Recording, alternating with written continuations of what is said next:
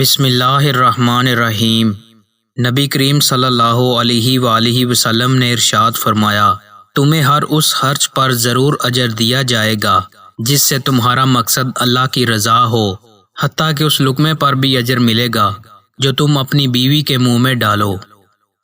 نبی کریم صلی اللہ علیہ وآلہ وسلم نے ارشاد فرمایا، اگر یہ حادثہ نہ ہوتا کہ تم مردوں کو دفن نہ کرو گے تو میں اللہ تعالیٰ سے دعا کرتا کہ وہ تم کو عذاب قبر کی آوازیں سنوائے۔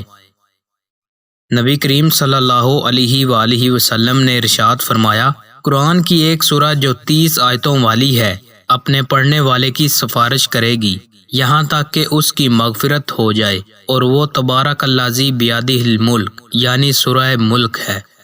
دوستوں، مزید اچھی ویڈیوز کے لیے چینل کو سبسکرائب لازمی کریں۔ بہت شکریہ۔